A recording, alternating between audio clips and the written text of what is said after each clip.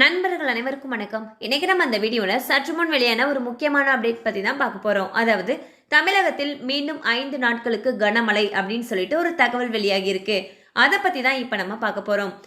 வளிமண்டல மேலடுக்கு சுழற்சி காரணமாக தமிழகம் மற்றும் புதுச்சேரியில் 5 நாட்களுக்கு மழை பெய்ய வாய்ப்பிருப்பதாக சென்னை வானிலை ஆய்வு மையம் அறிவித்துள்ளது.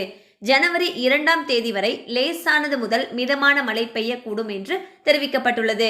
டிசம்பர் 30ஆம் தேதி வரை மேற்கு தொடர்ச்சி மலையை ஒட்டிய மாவட்டங்கள் அதனை ஒட்டிய பகுதிகளில் பனிமூட்டம் காணப்படும் என்றும் சென்னையில் 2 நாட்களுக்கு வானம் மேகமூட்டத்துடன் காணப்படும் என்றும் தெரிவிக்கப்பட்டுள்ளது.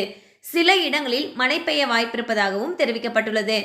தமிழகத்தை பொறுத்த வரைக்கும் அடுத்த 5 நாட்களுக்கு மழை பெய்ய வாய்ப்பிருப்பதாக சென்னை வானிலை ஆய்வு மையம் தெரிவிச்சிருக்காங்க.